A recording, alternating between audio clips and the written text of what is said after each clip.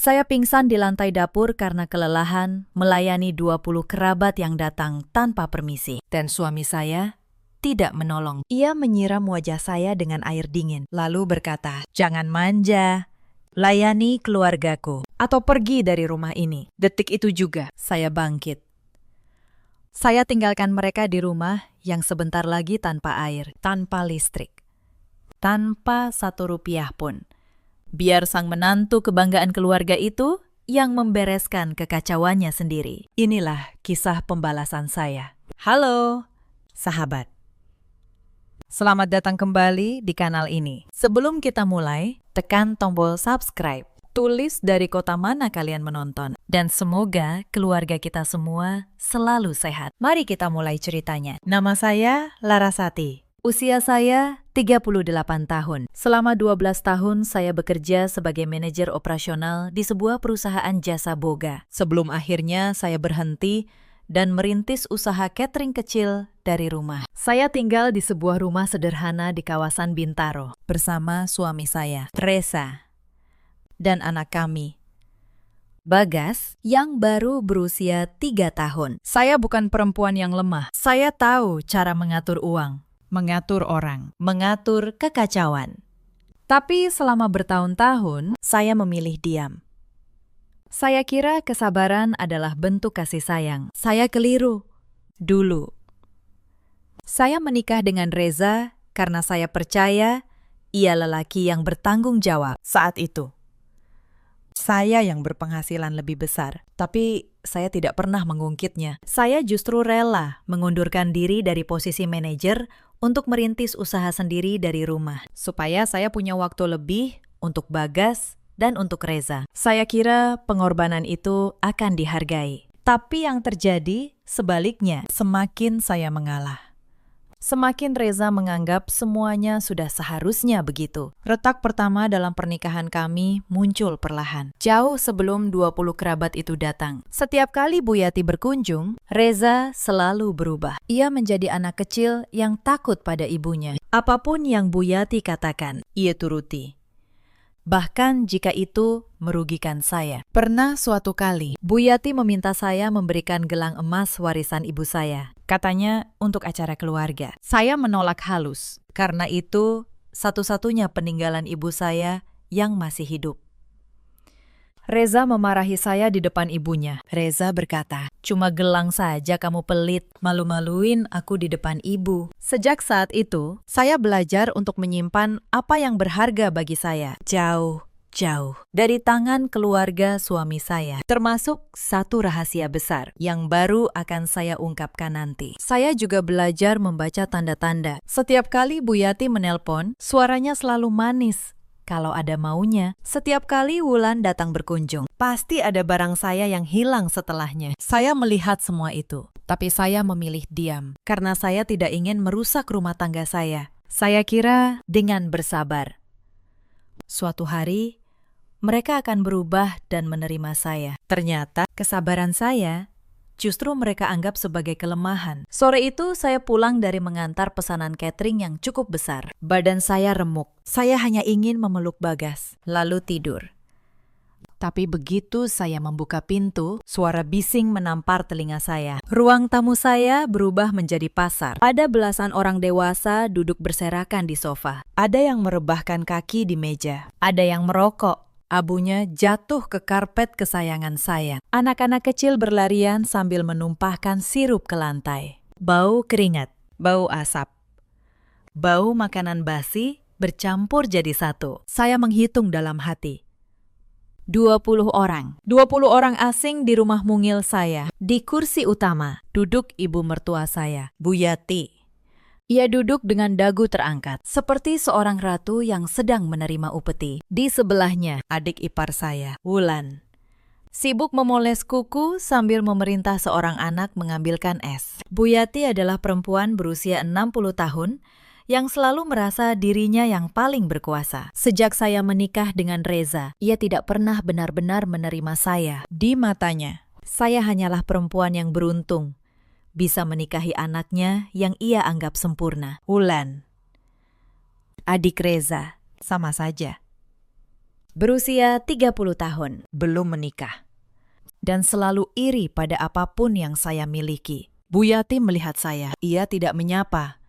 Ia hanya melambaikan tangan, menyuruh saya mendekat seperti memanggil pembantu. Saya mencoba bertanya dengan suara setenang mungkin. Saya tanyakan, sejak kapan rombongan ini datang dan berapa lama mereka berencana menginap? Belum sempat Bu Yati menjawab, Wulan menyambar lebih dulu. Wulan berkata dengan nada tinggi, "Mbak ini bawel sekali. Ini kan keluarga sendiri. Sebagai istri, harusnya Mbak sudah siapkan sambutan, bukan malah menginterogasi tamu." Kalimat itu seperti sembilu. Saya tidak menyangka keramahan saya selama ini dibalas dengan sikap seperti ini. Ketegangan naik ketika Bu Yati mulai mengeluh soal makanan. Bu Yati berkata keras, supaya semua mendengar. 20 saudara kita ini lapar setelah perjalanan jauh. Tapi di meja makan cuma ada telur ceplok dan sisa sayur. Istrimu pelit sekali.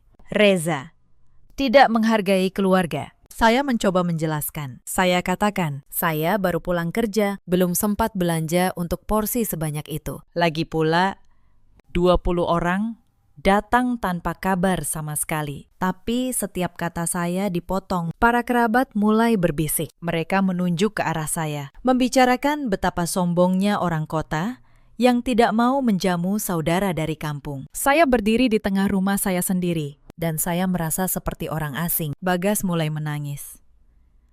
Ia ketakutan oleh keramaian itu. Saya bergegas menggendongnya, tapi Bu Yati malah membentak, menyuruh saya menaruh anak itu dan kembali ke dapur. Bu Yati berkata, tamu harus didahulukan. Urusan anak nanti saja. Saya menatapnya. Dada saya panas. Tapi saya menahan diri demi tidak membuat keributan lebih besar di depan Bagas. Lalu Reza pulang. Saya berharap suami saya akan membela saya. Setidaknya bertanya, mengapa rumah kami penuh sesak begini? Harapan itu pupus dalam sekejap. Reza melihat kerumunan keluarganya dan wajahnya justru berseri-seri. Ia menyapa semua orang dengan suara bangga, seolah memamerkan rumahnya. Ketika saya membisikkan bahwa kondisi rumah sudah tidak terkendali dan saya kelelahan, Reza menjawab dengan suara yang sengaja keras. Reza berkata, kamu itu istri seorang calon manajer. Jaga martabatmu. Berhenti mengeluh. Layani keluarga besarku dengan baik. Saya terdiam. Saya merasa tidak lagi mengenal lelaki yang dulu berjanji akan melindungi saya. Di sudut mata, saya melihat Wulan tersenyum penuh kemenangan. Dan Bu Yati mengangguk puas, merasa telah berhasil menundukkan saya di hadapan semua orang. Malam itu, saya menjadi mesin. Mereka memesan macam-macam. Ada yang minta kopi, ada yang minta air hangat untuk mandi, ada yang lancang masuk ke kamar pribadi saya hanya untuk bercermin. Privasi saya hancur dalam sekejap mata. Saya memasak sampai tengah malam. Beras di rumah saya habis. Saya keluar uang belanja saya sendiri. Uang yang seharusnya untuk membeli bahan catering esok hari. Yang paling menyakitkan, tidak ada satupun ucapan terima kasih. Yang ada hanya keluhan. Sayurnya kurang asin, ayamnya kurang banyak. Kasurnya kurang empuk, dan keesokan harinya jumlah mereka justru bertambah. Ternyata Bu Yati tanpa sepengetahuan saya menelpon kerabat-kerabat lain yang belum datang. Ia bilang, di kota ada tempat menginap gratis, makan gratis, semua ditanggung. Sore itu datang lagi 5 orang, total menjadi 25. Saya menarik Bu Yati ke samping. Saya minta dengan tegas agar tidak lagi mengundang siapapun. Rumah ini tidak muat dan saya tidak sanggup menanggung biayanya. Bu Yati malah meninggikan suara supaya semua mendengar. Bu Yati berkata, rumah anakku. Kok kamu yang sok mengatur? Memangnya kamu yang punya rumah ini? Saya menatapnya di dalam hati. Saya menjawab pertanyaan itu. Ya, saya yang punya. Tapi saat itu saya memilih diam. Belum waktunya. Malam berikutnya, kekacauan makin parah. Beberapa kerabat mabuk kelelahan dan kegirangan, lalu menggeser-geser perabotan. Sebuah vas keramik pemberian almarhum ayah saya pecah berkeping-keping di lantai. Tidak ada yang minta maaf. Salah seorang dari mereka malah berkata, cuma vas saja, beli lagi. Vas itu tidak bisa dibeli lagi. Itu satu-satunya kenangan dari ayah saya. Saya memunguti pecahannya satu persatu, menahan air mata. Sementara di belakang saya, mereka kembali tertawa-tawa. Puncaknya, malam itu, Bagas yang sedang demam terbangun dan menangis. Salah satu kerabat yang merasa terganggu tidurnya membentak anak saya. Ia berteriak, "Diamkan anakmu, berisik." Membentak anak saya yang sedang sakit. Saya menggendong Bagas, membawanya ke kamar, dan saya kunci pintu. Di dalam, saya peluk anak saya erat-erat. Saya bisikan, "Semuanya akan baik-baik saja. Sebentar lagi, Ibu janji." Malam itu saya tahu waktunya hampir tiba. Saya menatap Reza yang tertawa-tawa bersama kerabatnya, tanpa peduli pada istri dan anaknya yang terabaikan. Saat itulah, di dalam dada saya, sesuatu mulai retak. Bukan hati saya yang patah, tapi kesabaran saya yang akhirnya habis. Saya teringat sesuatu, sebuah fakta yang selama ini saya simpan diam-diam. Dan untuk pertama kalinya malam itu, saya tersenyum kecil di dapur yang gelap. Tapi sebelum saya sempat memejamkan mata, ada satu hal lagi yang membuat dada saya sesak. Di sudut dapur, saya melihat tumpukan bahan catering pesanan besok. Daging, ayam, sayuran.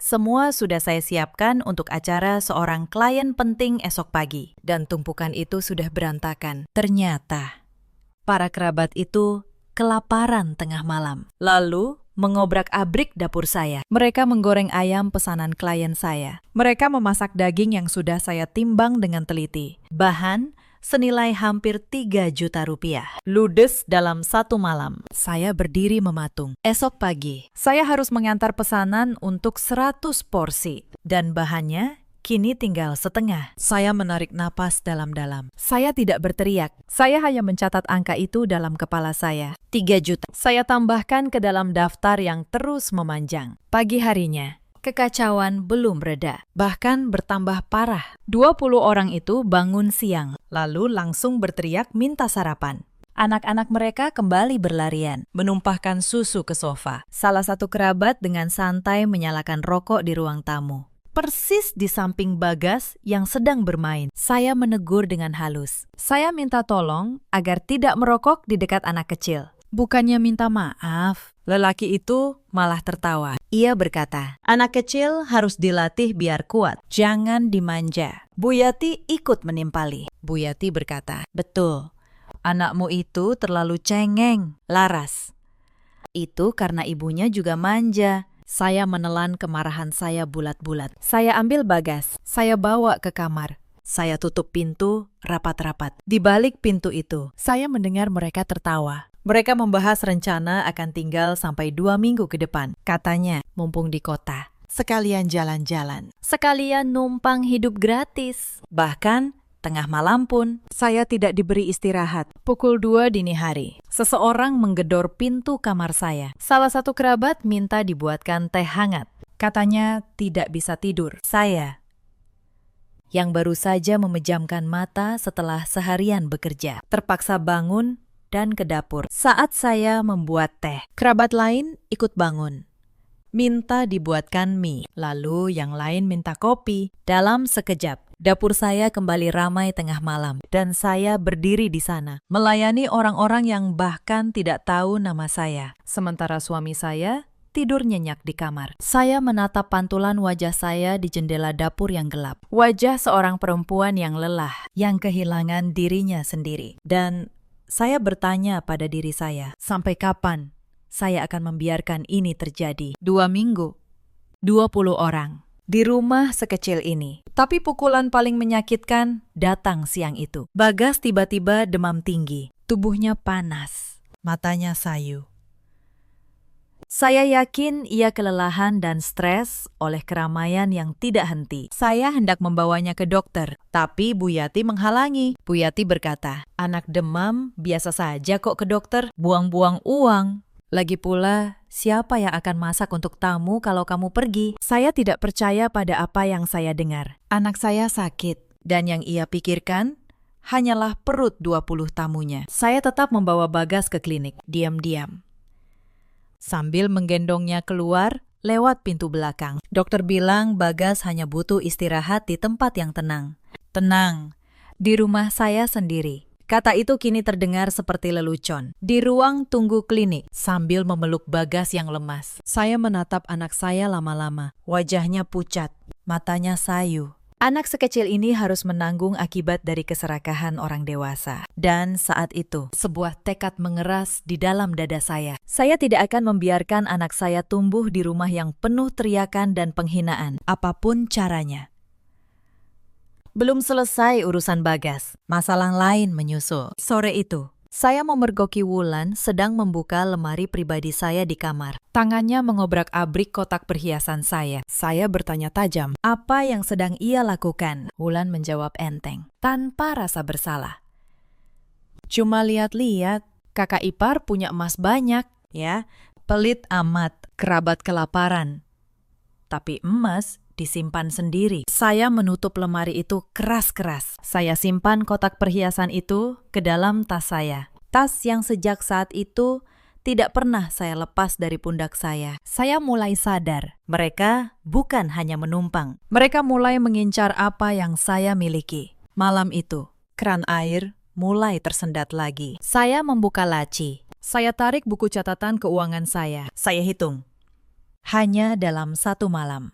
Biaya makan, listrik, dan air sudah membengkak hampir 5 juta rupiah. Ditambah bahan catering yang ludes. Ditambah biaya klinik Bagas. Kalau dilanjutkan 2 minggu, angkanya bisa menembus puluhan juta. Dan tidak ada satupun dari mereka yang berniat menyumbang sepeser pun. 20 orang memakai air tanpa henti, mencuci, mandi berkali-kali. Sampai pompa air kewalahan, Bu Yati langsung menyalahkan saya. Bu Yati berkata, air saja nggak becus kamu urus. Bagaimana mau jadi istri yang baik? Saya hanya diam. Tapi di dalam kepala saya, sebuah rencana mulai tersusun rapi. Sore harinya, salah satu sepupu Reza meminta saya mencucikan setumpuk pakaian kotor mereka. Bukan 1-2 potong. 1 ember penuh, pakaian 20 orang. Saya menolak dengan sopan. Saya katakan, saya punya pekerjaan. Dan saya bukan pembantu. Mendengar itu, Wulan langsung berdiri. Wajahnya merah. Wulan berteriak, beraninya kamu bilang begitu di depan keluarga besar. Kamu pikir kamu siapa? Cuma istri yang numpang nama suami. Tangannya terangkat. Dan sebelum saya sempat mengelak, telapak tangan Wulan mendarat di pipi saya. Plak. Ruangan seketika hening. Bagas, yang melihat ibunya ditampar, menjerit menangis. Saya memegang pipi saya yang panas. Saya menatap Wulan. Lalu saya menatap Bu Yati, yang sama sekali tidak menegur anaknya. Lalu saya menatap Reza, yang baru saja masuk dan melihat semuanya. Saya menunggu. Saya menunggu suami saya membela saya. Saya menunggu satu kata saja. Tapi Reza hanya menghela napas. Reza berkata, sudahlah. Wulan, kelepasan. Tapi Laras juga. Jangan keras kepala. Cuci saja baju mereka. Beres. Dunia saya runtuh saat itu juga. Bukan karena tamparan.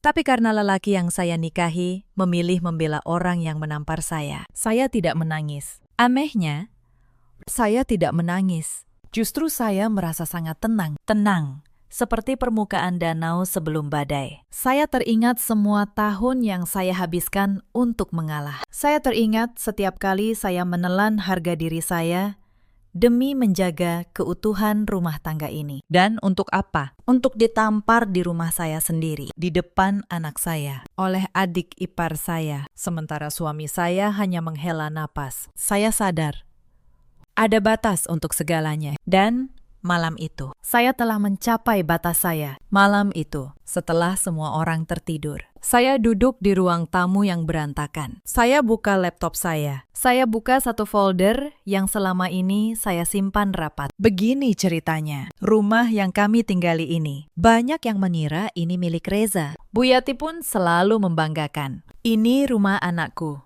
si manajer. Padahal Tidak, rumah ini saya beli 5 tahun lalu. Dari tabungan dan bonus saya sendiri. Jauh sebelum usaha catering saya dimulai. Semua sertifikat, semua surat. Atas nama saya. Hitam di atas putih. Reza tahu itu. Tapi ia gengsi mengakuinya di depan keluarganya. Jadi ia biarkan semua orang mengira ini istananya. Begitu juga semua tagihan rumah ini. Listrik, air, internet. Semuanya terdaftar atas nama saya. Dibayar otomatis dari rekening saya. Reza tidak pernah tahu kata sandi apapun. Ia hanya menikmati. Selama ini, sang manajer hebat itu hidup di atas pondasi yang saya bangun sendiri. Saya membuka catatan saya. Dan saya susun rencana itu seperti menyusun anggaran proyek. Rapi, berurutan, tanpa celah. Saya bukan perempuan yang membalas dengan amarah. Saya membalas dengan perhitungan yang dingin dan tepat. Malam itu, jari saya bergerak pelan di atas keyboard. Saya tidak membalas dengan teriakan. Saya membalas dengan kebenaran. Pertama, saya buka aplikasi bank saya. Saya hentikan semua pembayaran tagihan otomatis. Listrik, air, internet. Mulai hari ini, tidak ada lagi yang dibayar. Kedua, saya telepon penyedia layanan air dan saya jadwalkan penghentian sementara karena dalam catatan resmi, sang pemilik sah sedang bepergian. Ketiga, saya buka brankas kecil di kamar. Saya ambil sertifikat rumah, akta, semua dokumen penting. Saya masukkan ke dalam tas saya. Keempat, saya kemasi pakaian saya dan Bagas secukupnya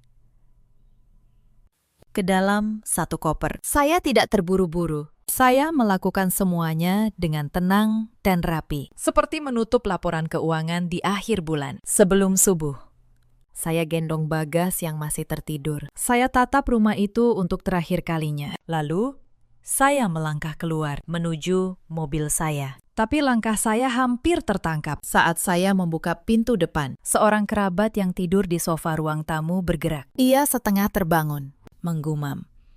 Bertanya, siapa yang ada di sana? Jantung saya berhenti sesaat. Saya berdiri diam di kegelapan, memeluk Bagas erat-erat, menahan napas. Kalau saya ketahuan sekarang, semua rencana saya bisa gagal. Mereka pasti akan membangunkan Bu Yati, dan drama baru akan pecah. Saya menunggu, detik demi detik. Lalu kerabat itu kembali mendengkur, tertidur lagi. Pelan-pelan, saya melangkah keluar, menutup pintu tanpa suara, dan menyelinap menuju mobil. Di kursi belakang, Bagas bergerak sedikit.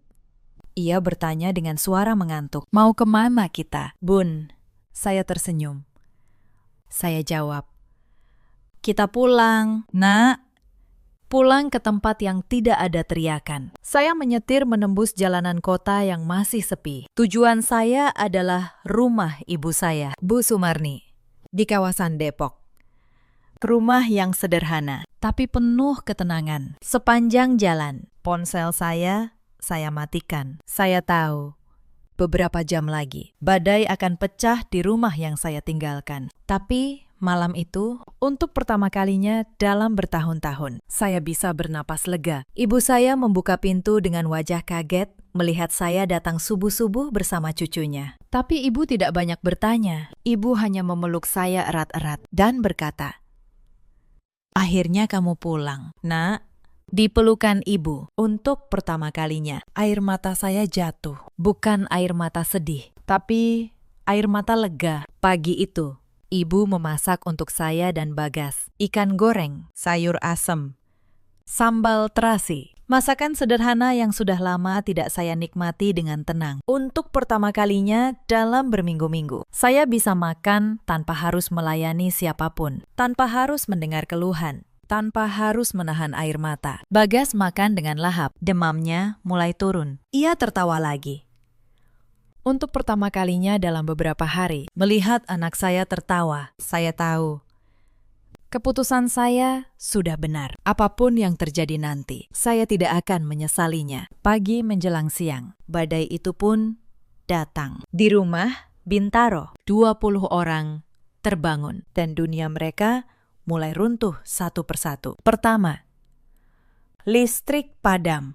Kulkas mati. Makanan di dalamnya mulai membusuk. Kipas angin berhenti di tengah cuaca panas. Anak-anak mulai rewel kepanasan. Kedua, keran air tidak mengeluarkan setetes pun. 20 orang yang biasa mandi seenaknya kini tidak bisa membersihkan diri. Bau mulai menyebar di seluruh rumah. Ketiga, dan ini yang paling mengejutkan mereka, saya menghilang beserta Bagas, beserta semua dokumen rumah. Bu Yati panik.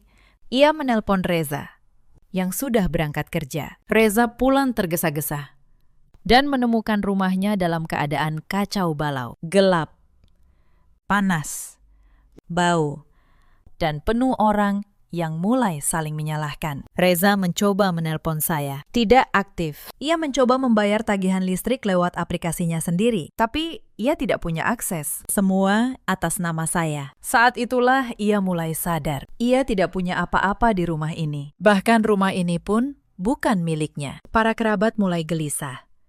Tanpa listrik dan air. Tanpa makanan. Rumah itu tidak lagi nyaman. Satu persatu mulai mengeluh. Yang tadi datang seperti rombongan memenangkan undian, kini terjebak di dalam rumah yang berubah menjadi tungku panas. Cuaca siang itu terik luar biasa, tanpa kipas, tanpa pendingin. Anak-anak mulai menangis kepanasan. Makanan di kulkas membusuk. Baunya menyebar ke seluruh ruangan. Toilet tidak bisa disiram dalam hitungan jam. Rumah yang tadinya jadi tempat pamer berubah menjadi tempat yang tidak layak huni. Salah satu kerabat mencoba memasak, tapi kompor gas pun habis. Karena selama 2 hari, mereka memasak besar-besaran tanpa henti. Mereka mencari saya. Mereka mencari Reza. Mereka mencari siapapun yang bisa disalahkan. Bu Yati menyalahkan Reza. Reza menyalahkan Wulan. Wulan menyalahkan para kerabat. Dan para kerabat saling menyalahkan satu sama lain. Keluarga besar yang tadinya tampak solid mulai retak hanya dalam hitungan jam. Beberapa kerabat akhirnya memilih pulang lebih dulu dengan wajah masam. Mereka pergi sambil menggerutu, mengatakan bahwa keluarga Reza tidak tahu cara memuliakan tamu. Padahal merekalah tamu yang datang tanpa diundang, makan tanpa tahu diri, dan pergi tanpa terima kasih. Siang itu datang lagi pukulan baru. Seorang petugas dari perusahaan air datang dan secara resmi menyegel pipa utama karena dalam sistem pemilik sah rumah telah meminta penghentian layanan. Tak lama datang surat tagihan menumpuk. Tagihan warung makan yang dipakai 20 orang untuk berutang selama 2 hari. Tagihan listrik yang menunggak. Semuanya kini menjadi tanggung jawab orang-orang yang masih ada di rumah itu. Reza duduk di tengah ruang tamu yang gelap, memegangi kepalanya. Untuk pertama kalinya, ia merasakan beban yang selama ini saya tanggung sendirian. 3 hari kemudian, Reza berhasil melacak keberadaan saya melalui ibu saya. Ia datang ke Depok, mengetuk pintu. Dengan wajah lelah dan pakaian yang sudah tidak rapi. Saya membuka pintu. Saya menatapnya tenang. Reza langsung bicara cepat. Ia minta saya pulang. Ia bilang, rumah berantakan. Semua kacau. Anak-anak rewel. Ibunya sakit kepala. Ia butuh saya untuk membereskan semuanya. Perhatikan, ia tidak meminta maaf. Ia tidak menanyakan kabar Bagas. Ia hanya butuh seseorang untuk membereskan kekacauan yang ia ciptakan sendiri. Saya menjawab dengan suara datar. Saya katakan, rumah itu atas nama saya. Mas, semua surat ada pada saya. Selama ini, saya yang membayar semuanya. Kalau Mas ingin rumah itu kembali punya air dan listrik, ada syaratnya. Wajah Reza berubah. Ia tidak menyangka saya tahu semua kartunya. Saya melanjutkan. Saya katakan, syarat saya hanya 1. 20 kerabat itu harus pergi hari ini juga. Dan saya ingin kita bicara baik-baik soal masa depan. Dengan kepala dingin. Tanpa ibu dan adiknya ikut campur. Reza terdiam lama. Lalu ia bertanya dengan nada yang akhirnya melunak. Mengapa saya tidak pernah bilang soal rumah dan tagihan? Saya menjawab pelan. Saya katakan, karena saya ingin dicintai sebagai istri, bukan dihargai karena uang saya. Tapi ternyata saya tidak mendapat keduanya. Reza tidak bisa menjawab.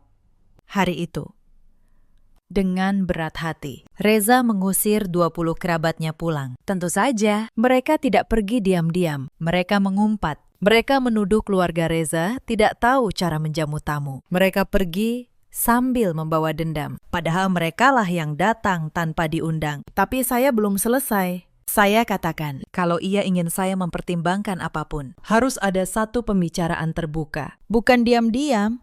Saya ingin semuanya jelas. Di depan ibunya dan adiknya. Sekali, untuk selamanya. Reza ragu, tapi ia tahu ia tidak punya pilihan. Hari berikutnya, ia mengumpulkan Bu Yati dan Wulan di ruang tamu rumah Bintaro yang kini sudah kosong dari kerabat. Saya datang, membawa map coklat di tangan saya. Begitu saya masuk, Bu Yati langsung menyerang. Bu Yati berkata sinis, "Akhirnya pulang juga si menantu durhaka. Pergi tanpa pamit, meninggalkan suami dan keluarga. Mana ada istri begitu?" Saya tidak menjawab dengan emosi. Saya hanya membuka map coklat itu, lalu menaruh isinya satu persatu di atas meja. Lembar pertama, sertifikat rumah. Saya katakan, tenang, rumah yang ibu tempati selama ini, yang ibu banggakan sebagai rumah anak ibu. Atas nama saya. Saya yang membelinya 5 tahun lalu, dari uang saya sendiri. Wajah Bu Yati berubah.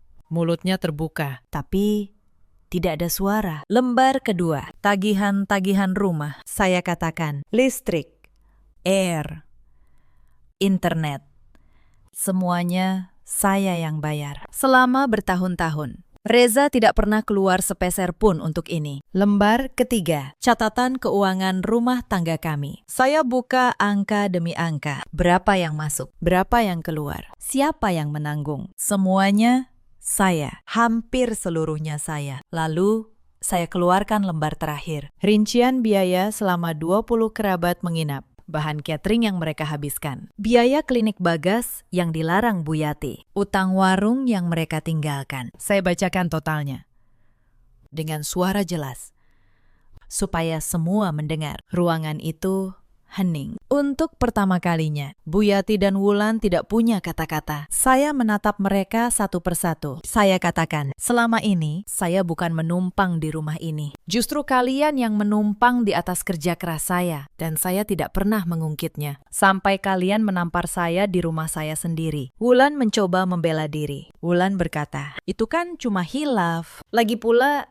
kamu yang keras kepala duluan. Saya menatap Wulan tajam. Saya katakan, hilaf. Kamu menampar saya di depan anak saya yang berusia 3 tahun. Dan tidak ada satupun dari kalian yang menegur. Itu bukan hilaf. Itu pilihan. Bu Yati menunduk. Untuk pertama kalinya, ratu yang dulu duduk di kursi utama itu tidak bisa mengangkat dagunya. Saya menutup map saya. Saya katakan, keputusan saya sudah bulat. Saya tidak akan kembali. Rumah ini tetap milik saya. Dan saya izinkan Reza tinggal sementara, sampai ia menemukan tempat sendiri. Tapi pernikahan kami sudah selesai. Reza mencoba bicara. Reza berkata pelan, "Laras, beri aku kesempatan. Aku akan berubah." Saya menggeleng. Saya katakan, "Mas, saya sudah memberi kesempatan selama bertahun-tahun. Setiap kali saya mengalah, Mas memilih ibu dan adik Mas. Saat saya pingsan di lantai, Mas menyiram wajah saya dengan air. Kesempatan sudah habis, sama seperti kesabaran saya. Saya berdiri. Saya gendong Bagas. Lalu saya berjalan keluar dari rumah itu dengan kepala tegak. Untuk yang terakhir kalinya, sebagai istri Reza. Setelah rumah kosong, Reza menelpon saya lagi, memohon saya menyalakan kembali listrik dan air. Saya melakukannya, bukan karena saya kasihan pada Reza, tapi karena rumah itu milik saya, dan saya tidak ingin ia rusak. Tapi soal pernikahan, saya sudah mengambil keputusan. Saya tidak kembali ke Bintaro. Saya tetap tinggal di rumah ibu. Sambil menata kembali hidup saya hidupkan lagi usaha catering saya. Kini, dari dapur ibu, pelan-pelan, pesanan berdatangan. Reputasi saya selama bertahun-tahun di dunia jasa boga ternyata tidak kemana-mana. Awalnya, tidak mudah. Saya memulai dari nol, dengan modal seadanya dan tabungan yang tersisa. Saya bangun jam 4 pagi, memasak sendiri, mengemas sendiri, mengantar sendiri. Bagas sering saya titipkan pada ibu saya, yang dengan senang hati merawat cucunya. Tapi setiap kali saya lelah, saya teringat malam saat saya pingsan di lantai dapur. Dan suami saya menyiram wajah saya dengan air. Ingatan itu menjadi bahan bakar saya. Saya bersumpah, saya tidak akan pernah lagi bergantung pada lelaki yang menganggap saya hanya mesin. Pesanan pertama yang besar datang dari mantan klien saya, yang ternyata masih mengingat kualitas masakan saya. Lalu datang pesanan kedua, ketiga.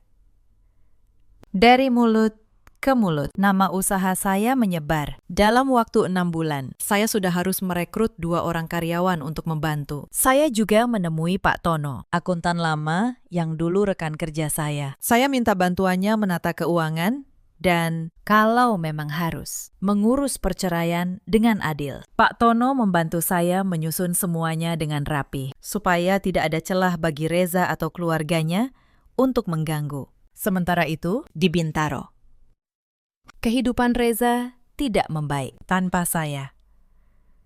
Ia harus mengurus semuanya sendiri, membayar tagihan dengan gajinya yang ternyata tidak sebesar yang ia banggakan, memasak sendiri, mencuci sendiri. Ibu Yati dan Wulan yang dulu betah menumpang, kini mulai mengeluh karena rumah tidak lagi terurus seperti saat ada saya. Lalu, karma mulai bekerja, pelan tapi pasti. Di kantor, kinerja Reza menurun drastis. Selama ini, ternyata banyak laporan dan data yang diam-diam saya bantu rapikan di rumah. Karena saya memang ahli di bidang itu. Setiap malam, sambil ia tidur, saya yang merapikan presentasi dan menghitung angka-angka yang esok ia banggakan sebagai hasil kerjanya. Tanpa saya, pekerjaannya berantakan. Atasannya mulai kecewa. Presentasi yang dulu selalu mulus, kini penuh kesalahan. Laporan yang dulu rapi, kini berantakan. Rekan-rekan kerjanya mulai berbisik bahwa selama ini Reza ternyata tidak sehebat yang ia tunjukkan. Klien-klien penting yang dulu ia tangani satu persatu pindah ke tangan orang lain. Beberapa bulan kemudian, jabatan yang selalu ia banggakan itu dicabut. Reza diturunkan menjadi staf biasa. Mobil dinasnya ditarik. Tunjangannya hilang. Ruang kerjanya yang nyaman diganti meja kecil di pojok ruangan. Lelaki yang dulu menyuruh saya menjaga martabat sebagai istri manajer, kini bahkan bukan manajer lagi. Ia harus naik angkutan umum setiap hari dengan pakaian yang tidak lagi serapi dulu. Setiap kali ia melihat mejanya yang kosong tanpa bantuan data dari saya, penyesalannya semakin dalam. Bu Yati pun tidak luput. Selama ini ia hidup nyaman dari kiriman uang Reza. Begitu gaji Reza menyusut, kiriman itu berhenti. Untuk menutupi utang, makan 20 kerabat yang menumpuk di warung-warung. Bu Yati terpaksa ikut bekerja. Ia menjadi tukang cuci piring di sebuah rumah makan sederhana. Tangan yang dulu hanya melambai, memerintah orang, kini setiap hari terendam air sabun dan sisa makanan yang dulu ia hina. Setiap pulang kerja, punggungnya sakit, tangannya keriput. Dan ia harus mendengar gerutuan dari Reza yang juga kelelahan. Rumah kecil yang mereka tinggali kini selalu dipenuhi keluhan dan saling menyalahkan. Bu Yati sering termenung di depan pintu. Ia teringat betapa telaten dulu saya merawatnya saat ia sakit. Saya yang memasak bubur untuknya. Saya yang mengantarnya ke dokter. Saya yang menungguinya semalaman. Dan ia membalas semua itu dengan menyebut saya menantu durhaka, menantu pembawa sial. Wulan lebih menderita lagi. Perempuan yang dulu sibuk bersolek, kini wajahnya kusam. Ia juga harus bekerja kasar untuk membantu ibunya. Suatu hari, ia berpapasan dengan teman-teman sosialitanya saat sedang mengangkut tumpukan piring kotor. Ia menunduk, menyembunyikan wajahnya. Malu setengah mati. Teman-temannya yang dulu ia ajak pamer, kini menjauhinya. Tidak ada lagi yang mau bergaul dengan perempuan yang menjadi tukang cuci piring. Wulan akhirnya mengerti, kecantikan dan gaya hidup mewah tidak ada artinya tanpa kerendahan hati. Tapi ia mengerti terlambat. Yang paling menyakitkan bagi mereka, 20 kerabat yang dulu mereka jamu, kini berbalik memusuhi. Mereka menuduh keluarga Reza membawa sial, karena setelah pulang dari rumah itu, banyak dari mereka justru jatuh dalam kesulitan ekonomi. Beberapa kehilangan pekerjaan karena terlalu lama bolos untuk bersenang-senang di kota. Sebagian lagi terjerat utang karena gaya hidup boros selama liburan. Persaudaraan yang dulu dibanggakan kini berubah menjadi permusuhan yang pahit. Satu persatu dari mereka mendapatkan batunya. Mereka belajar dengan cara yang keras, bahwa bertamu tanpa izin dan menghina tuan rumah hanya akan menutup pintu rezeki mereka sendiri. Sementara di seberang kota, hidup saya justru mekar. Usaha catering saya berkembang pesat. Dari dapur kecil ibu, kini saya punya ruko sendiri, beberapa karyawan, dan pesanan dari gedung-gedung perkantoran di Sudirman. Saya membuka lapangan kerja bagi banyak orang. Nama saya Larasati. Mulai dikenal sebagai pemilik usaha boga yang andal. Saya juga mulai melayani acara-acara besar, pernikahan, ulang tahun, acara kantor, seminar. Pesanan datang dari mana-mana. Saya yang dulu disebut istri pelit, kini justru dikenal sebagai perempuan yang murah hati pada karyawannya. Saya memberi gaji yang layak. Saya hargai kerja keras mereka. Persis kebalikan dari cara saya dulu diperlakukan. Yang paling membahagiakan, Bagas tumbuh sehat dan ceria. Di rumah nenek Sumarni yang tenang, ia kembali menjadi anak yang banyak tertawa. Tidak ada lagi keramaian yang menakutkannya. Tidak ada lagi orang dewasa yang membentaknya. Ia tidur nyenyak setiap malam, dan itu sudah lebih dari cukup bagi saya. Pada ulang tahunnya yang keempat, saya rayakan dengan sederhana di rumah ibu. Hanya kami bertiga, ditambah beberapa karyawan saya yang sudah seperti keluarga. Bagas meniup lilin dengan wajah berseri-seri. Melihat senyum itu, saya tahu semua perjuangan saya tidak sia-sia. Inilah kebahagiaan yang sesungguhnya. Kebahagiaan yang tidak bisa diberikan oleh rumah mewah atau gengsi semu. Suatu sore, takdir mempertemukan kami lagi. Saya sedang turun dari mobil di depan ruko usaha saya, mengenakan pakaian rapi, menggandeng Bagas yang sudah tumbuh sehat dan ceria. Dari seberang jalan, Bu Yati dan Wulan kebetulan lewat, pulang dari tempat kerja mereka. Mereka membeku melihat saya. Bu Yati menatap saya dengan mata berkaca-kaca. Ia melihat antrean panjang orang-orang yang ingin bekerja sama dengan usaha saya. Ia teringat. Dulu ia menyebut saya istri pelit, istri pembawa sial. Padahal kenyataannya, sayalah sumber keberuntungan yang ia sia-siakan dengan tangannya sendiri. Bu Yati hendak mendekat. Mungkin ingin meminta maaf, mungkin ingin meminta bantuan, setidaknya uang untuk membayar tunggakan listrik mereka. Tapi langkahnya berhenti. Ia merasa terlalu kecil, terlalu malu. Ia teringat. Dulu ia duduk di kursi utama rumah saya, memerintah saya seperti pembantu. Kini, ia berdiri di trotoar dengan pakaian kerja yang lusuh, menatap mantan menantunya yang turun dari mobil mewah. Dunia telah berputar, dan ia berada di sisi yang salah. Wulan hanya bisa bersembunyi di balik tiang, tidak berani menampakkan wajahnya yang kini kusam. Di hadapan kakak ipar yang dulu ia tampar. Tangan yang dulu mendarat di pipi saya, kini kasar dan keriput karena mencuci piring setiap hari. Ia menunduk. Berharap saya tidak melihatnya. Saya melihat mereka. Saya tidak marah.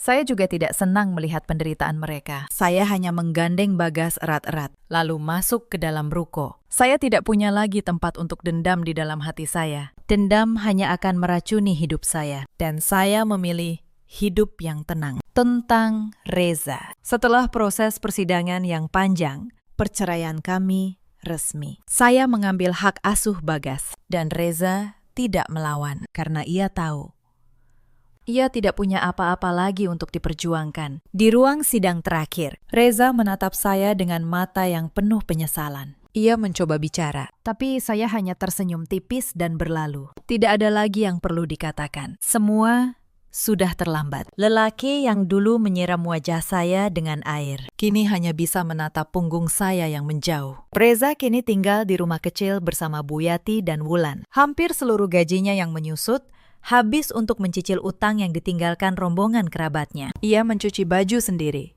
memasak mie instan sendiri, dan setiap malam mendengar keluhan ibunya yang menyesali masa tua. Rumah yang dulu penuh tawa, kini hanya berisi keheningan dan penyesalan. Ketiganya kini hidup dalam kesederhanaan yang sangat kontras dengan kesombongan mereka di masa lalu. Bu Yati akhirnya menyadari bahwa kebahagiaan seorang ibu tidak didapat dengan menindas menantu, melainkan dengan menjaga keharmonisan keluarga. Tapi kesadaran itu datang ketika semuanya sudah hancur. Suatu hari, Reza tidak sengaja melihat Bagas bermain di sebuah taman. Anak itu tumbuh cerdas, sopan, dan bahagia di bawah asuhan saya dan Nenek Sumarni. Reza hanya bisa menatap dari kejauhan. Ia tidak berani mendekat. Ia merasa tidak lagi pantas berada di lingkaran hidup kami. Ia melihat bagaimana Bagas tertawa lepas. Bagaimana anak itu memeluk saya dengan penuh kasih sayang. Ia melihat anak yang ia abaikan kini tumbuh di lingkungan yang penuh cinta. Dan ia sadar ia telah kehilangan kesempatan untuk menjadi ayah yang baik. Sebuah kesempatan yang tidak akan pernah kembali. Pemandangan itu menjadi tamparan terakhir baginya. Ia menyadari ia telah menghancurkan istananya sendiri demi memuaskan keserakahan ibu dan adiknya. Ia menangis dalam diam, dan ia mengerti. Melihat orang yang dulu ia sakiti, kini jauh lebih bahagia, adalah pembalasan paling pedih yang pernah ia rasakan. Cerita ini mengajarkan banyak hal kepada kita. Jangan pernah menukar pasangan yang tulus demi gengsi di hadapan keluarga. Dan jangan pernah mengira kesabaran seseorang itu tidak ada batasnya. Ada banyak perempuan di luar sana yang seperti saya dulu, bekerja keras,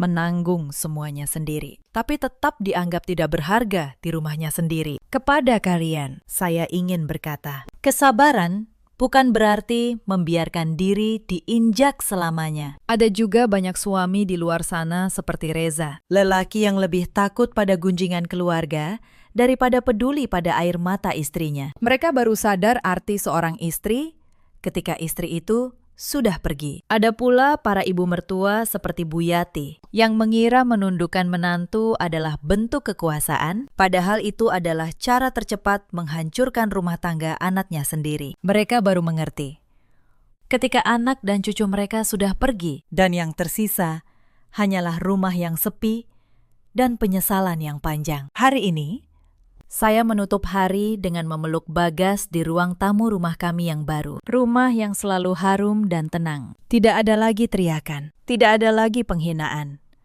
Saya telah melewati badai dan keluar sebagai pemenang. Bukan karena saya membalas, tapi karena saya memilih pergi dan membangun kembali harga diri saya. Kisah saya akhirnya menyebar di lingkungan tempat tinggal kami. Para tetangga, para ibu muda, banyak yang datang bercerita. Ternyata di luar sana banyak perempuan yang mengalami hal serupa. Diam-diam menanggung, diam-diam terluka, takut untuk pergi. Saya menjadi pengingat bagi mereka bahwa harga diri seorang perempuan tidak boleh ditukar dengan apapun. Dalam hidup, kita selalu punya pilihan. Kita bisa memilih untuk terus bertahan dalam luka, atau memilih untuk berdiri dan berjalan menuju ketenangan. Saya memilih yang kedua, dan itu adalah keputusan terbaik dalam hidup saya. Bagaimana dengan kalian?